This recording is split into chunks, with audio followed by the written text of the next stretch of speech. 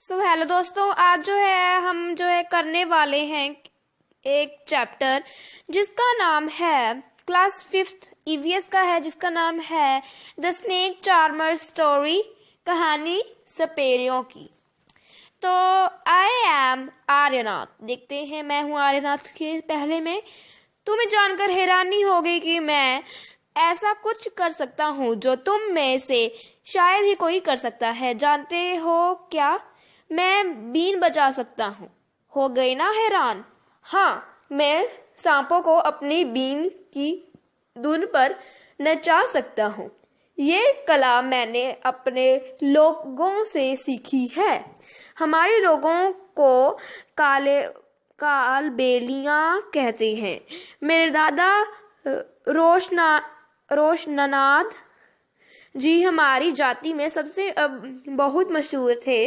वे बहुत आसानी से खतरनाक और जहरीले सांपों को पकड़ लेते थे। वे मुझे कई बार अपने बीते दिनों की किस्से अभी भी सुनाते हैं। आओ तुम भी सुनो उनकी कहानी, उनकी जुबानी। हियर इज यादें दादाजी की। ठीक है। मेरे दादा परदादा सभी सपेरे थे। हमारी जिंदगी सांपों से ही जुड़ी रही। कंधे पर कांवड़ जैसी पिटारी लटकाए हम एक गांव से दूसरे गांव घूमते। हम जहां भी जाते, हम देखकर लोगों की भीड़ इकट्ठी हो जाती।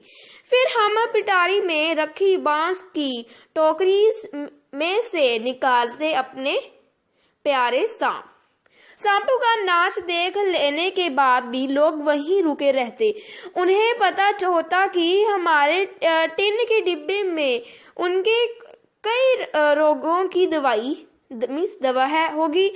ये सब जड़ी बूटियां हम जंगल से इकट्ठी करते। मैंने भी ये सब अपने दादाजी से सीखा। मुझे अच्छा लगता है कि जहाँ डॉक्टर नहीं है वहाँ भी मैं अपनी दवाइयों से लोगों की कुछ मदद कर पाता। दवाइयों के बदले लोग हमें कभी अनाज दे देते तो कभी पैसे। बस इसी तरह गुजर बसर हो जाता है। इसी तरह उनकी लाइफ चलती है। तो देखते हैं आगे। कई बार मुझे ऐसे घरों में भी बुलाया जाता है जहाँ किसी को सांप ने काटा हो।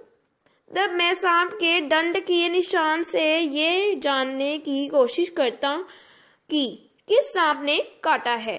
उसे मैं सांप के काटने की दवा देता, पर मैं हमेशा समय पर नहीं पहुंच पाया हूँ। जानते हो ना, कुछ सांप ऐसे भी होते हैं जिनके काटते ही जान चली जाती है, पर ज्यादातर सांप जहरीले नहीं होते। कभी कभी जब कोई किसान सांप चिल्लाता है, मीन्स कोई किसान अगर सांप से चिल्लाता हुआ भागाता है तो सांप को पकड़ता। आखिरकार मैं बचपन से ही सांप पकड़ना चाहता हूँ। वे बहुत बढ़िया दिन थे लोगों की। हम बहुत मदद कर पाते थे। लोग भी हमारी बहुत इज्जत करते थे। आजकल की तरह नहीं था। अब तो मनोरंजन के लिए ज्यादातर लोग टीवी देखते हैं। जब मैं बड़ा हुआ तो मेरे पिताजी ने मुझे सांप के डसने वाले दांत निकालने सिखाए। जहरीले सांप की जहर की नली बंद करना भी सिखाया। अब हम क्या करें? ये है पैराग्राफ।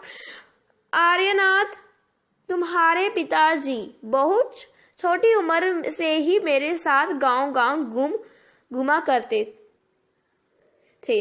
उन्हें बीन बजाना अपने आप ही सीख लिया था। आज ही सोचूं तो बहुत परेशानी होती है। सरकार ने कानून बंद करवा दिया है कि कोई जंगली जानवर को पकड़ सकता है और ना ही उन्हें अपने पास रख सकता है। कुछ लोग जानवरों को मारते हैं और उनकी खाल ऊंचे दामी में बेचते हैं। इसलिए ऐसा कानून बनाया गया है, पर ऐसे कानून बनने के हमारी रोजी रोटी क्या होगा। हम सपेरों ने कभी भी सांपों को नहीं मारा, ना ही कभी उनकी खाल बेची।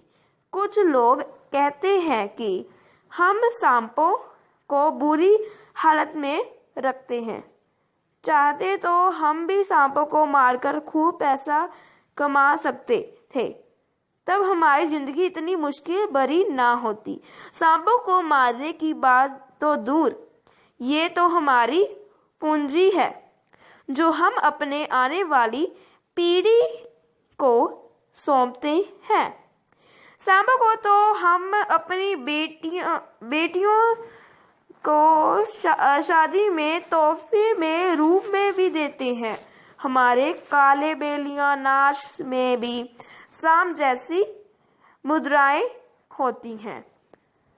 आर्यनाथ, तुम्हें अपने लिए अलग तरह की जिंदगी सोचनी पड़ेगी। तुम भी अपने पिताजी की तरह बीन बजाने में माहिर हो। तुम अपने साथियों के साथ मिलकर एक बीन पार्टी बनाकर लोगों का मनोरंजन कर सकते हो, पर तुम पीढ़ियों से मिले सांपों के इस ज्ञान को व्यर्थ ना गवाना। तो यहाँ पर एक पिक्चर दी गई है बीन पार्टी के बाजे। बीन, तुंबा, खंजरी और डोल के अलावा बाकी तीनों बाजे सूखी लौकी से बनाए जाते हैं। ये पिक्चर है। तो शहरों और गांवों के बच्चों को बताना कि सांपों से ना तो डरने की जरूरत है और ना ही नफरत करने की। उन्हें सिखाना कि कैसे जहरीले सांपों को पहचानना है। उन्हें ये भी बताना कि सांप तो किसान के दोस्त हैं। सांप ना हो तो खेतों में फसलों को चूहे से कौन बचाएगा।